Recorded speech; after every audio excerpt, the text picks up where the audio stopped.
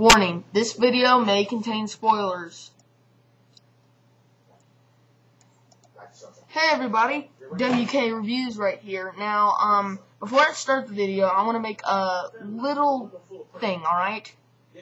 I am changing two of the videos, alright? E.T. I decided not to review because I had another Spielberg movie planned, Third Encounters of the Close Kind, and I thought I might as well do that since I own it on Blu-ray.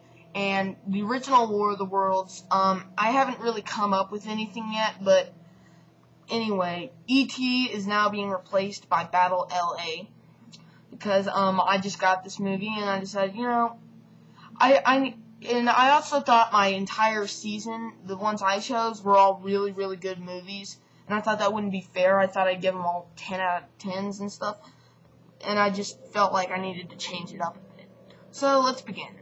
Alright, when I saw Battle L.A., I was actually amused. The last alien invasion movie I saw was the horrible, you know, Skyline with Eric Balfour. Man, I mean, you know what? No, I don't want to go into detail about Skyline. We're talking about Battle L.A.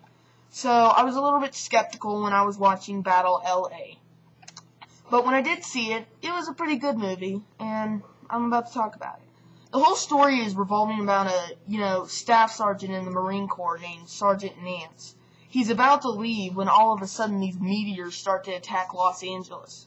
Now, he's brought in and assigned to a Lieutenant Martinez, which I did not find a, you know, name for, and a bunch of other soldiers. Now, once they figure it out, L.A. is literally engulfed in battle. Literally. They don't know who these things are or what they're doing here. Now, first they control the air, sort of, but it just revolves around this one man. So anyway, while battling these things, they're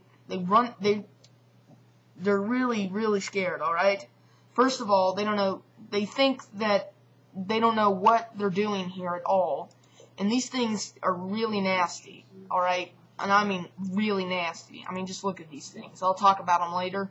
So anyway, the basic storyline is that they're trying to, you know, get a bunch of civvies before the Air Force rolls through. And to do that, they have to find civilians at a police station, take them back to a safe area while the Air Force drops bombs. Now, along the way, they lose a lot of men. They fight these aliens, and they get all sorts of new technology and stuff. First, they have drones, so that means they do have, you know, air support, and they don't know where it's coming from until a girl knows it's coming from a command center since they're all drones. Now, along the way, they get in a bus, try to use the freeway, and then a big battle on the freeway where they have a giant walking gun happens. So, basically, that's it. And once they do get the civvies out there, the bombs never drop because the entire Air Force moved back. At first they thought it was taken out, but that didn't happen. So basically, Sergeant Nance says he has to go back by himself and destroy the command center. But weird, because the civvies stay on, but all the other soldiers who've been through a day of battle decide to go with them. So in the very end of the thing, they find the, you know, command center, which looks really odd, and they destroy it. Now, that's basically the whole storyline. And the reason they were here this whole time was for our water to fuel their machines. It's a little weird, but at least they're not using our blood to fuel the machines. So, that's an upside. They're just here for our water, not our blood. I'll probably have to review that one more time. It's just creepy. Alright. And basically, in the end, the command center is destroyed, blah, blah, blah. Now, some of the traits of this movie. The acting was, really good. I mean, you did feel like you were in the heat of the battle. But sometimes I just felt like, you know, this was trying to send a message of what it's like in war, but it didn't really get a good job of doing that. Another trait that I thought is the aliens. They look so weird. When I actually did find the name of these aliens, they're called Baal. Yes, B-A-A-L. Baal. That's what they're called. But the thing you know what, never mind. CGI was also, anonymous. I mean, it was outstanding looking, and I really enjoyed it. I heard they used like half machinery, half CGI. Of course, all the aliens were made in CGI, but it was a good film. I mean, it's not a great film. I mean, it has its flaws, which I will talk about in the next part, but any Alien Invader fan who doesn't like Skyline, you will enjoy Battle LA. That movie was horrible. Well, this is probably part 1 of it, Battle LA, and next time, you know what, I think I might be able to fit in some other stuff too. Alright.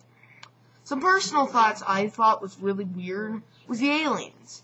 I mean, they don't really have a specific look to them. They just look like a bungled up bunch of organs that are walking.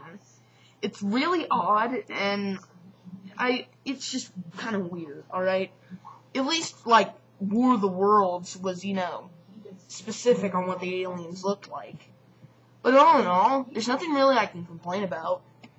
I mean, it's not a great movie, but it's a decent one, and you will enjoy it. So, this is it. My final rating. Battle LA probably gets an 8 out of 10. I didn't get why the aliens look so weird. I mean, that was just a fatal flaw. Another thing is some of the acting. At some parts, it just looks, so stupid. Like, the civvies, they don't act like this is really that scary. And, most of the time, you don't even know about their personalities. Just the kid and his dad. And his mom, sometimes. That's all. The 2 other girls, you know nothing about.